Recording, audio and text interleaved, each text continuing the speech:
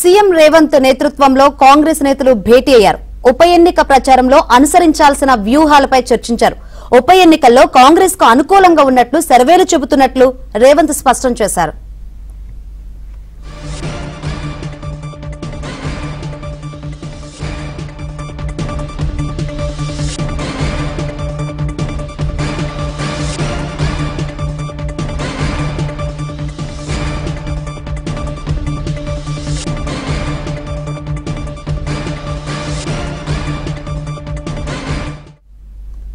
CM Revanth నేతృత్వంలో కాంగ్రెస్ నేతలు భేటీ అయ్యారు. ఉప ఎన్నిక ప్రచారంలో అనుసరించాల్సిన వ్యూహాలపై చర్చించారు. ఉప ఎన్నికల్లో కాంగ్రెస్ కు అనుకూలంగా ఉన్నట్లు సర్వేలు చెబుతున్నట్లు రేవంత్ స్పష్టం చేశారు. మరిన్ని వివరాలు మా ప్రతినిధి సిద్ధార్థ్ అందిస్తారు.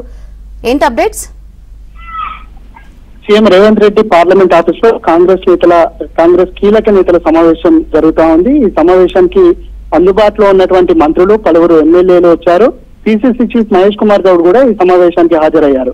జూబ్లీహిల్స్ ఉప ఎన్నికలపై నేతలు చర్చిస్తున్నారు. గత ఆదివారం సీఎం రేవంత్ రెడ్డి నివాసంలో సీఎం రేవంత్ రెడ్డి మంత్రులకు లంచ్ మీటింగ్ ఏర్పాటు చేశారు. ఆ మీటింగ్ లో అప్పటి వరకు ఉన్నటువంటి సర్వేలు, భవిష్యత్తులో కాంగ్రెస్ పార్టీ అనుసరించాల్సినటువంటి వ్యూహాలపై దిశానిర్దేశం చేశారు. ఆ రోజు చేసినటువంటి దిశానిర్దేశం ప్రకారమే సోమవారం నుంచి మంత్రులు గాని కాంగ్రెస్ నేతలు గాని ప్రచారాన్ని నిర్వహిస్తున్నారు. అయితే గత వారం కంటే ఈ వారం కాంగ్రెస్ కి అనుకూలత పెరిగిందని తాజా సర్వేల్లో వెల్లడైనట్లు సీఎం రేవంత్ రెడ్డి మంత్రులకు, కాంగ్రెస్ నేతలకు చెప్పారు. రానున్నటువంటి రోజుల్లో ఇంకా 4 రోజుల్లో ప్రచారం మిగిలింది. ఈ 4 రోజుల్లో కాంగ్రెస్ అనుసరించాల్సినటువంటి వ్యూహం గాని, పోల్ మేనేజ్మెంట్ ఏ విధంగా నిర్వహించాలి, ముఖ్యంగా వయోధికులు అంటే ముసలి వాళ్లను, సీనియర్ సిటిజన్స్ ని పోలింగ్ స్టేషన్లకు ఏ విధంగా తీసుకురావాలి అనే అంశానికి సంబంధించి, దాంతో పాటు పోలింగ్ పర్సెంటేజ్ పెరగడానికి కాంగ్రెస్ పార్టీ తరఫున తీసుకోవాల్సినటువంటి నిర్ణయాలకు సంబంధించినటువంటి విషయాలపై సీఎం రేవంత్ రెడ్డి దిశానిర్దేశం చేశారు.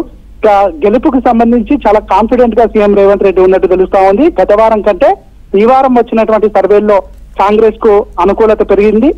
సీఎం రేవంత్ రెడ్డి బయటకు వచ్చి ప్రచారం చేశారు. కొన్ని రోడ్ షోలలో, అదేవిధంగా కార్నర్ మీటింగ్ కూడా అడ్రస్ చేశారు. సీఎం రేవంత్ రెడ్డి బయటకు వచ్చిన తర్వాత కాంగ్రెస్ కు గ్రాఫ్ పెరిగింది అని సర్వేలో తేలినట్టు సీఎం రేవంత్ రెడ్డి చెప్పారు. మొత్తానికైతే ఈ 4 రోజులు చాలా క్రియాశీలకమైన సమయం కాబట్టి మంత్రులందరూ, అదేవిధంగా కాంగ్రెస్ పార్టీకి సంబంధించినటువంటి నేతలు, ముఖ్యంగా డివిజన్ స్థాయిలో, బూత్ స్థాయిలో ఎవరికైతే ఇన్ఛార్జ్ ఇచ్చారో ఆ ఇన్ఛార్జీలు చాలా పనిచేయాలి. పనిచేస్తే కాంగ్రెస్ కి వచ్చే మెజార్టీ పెరుగుతుందని వాళ్ళకు దిశానిర్దేశం చేశారు.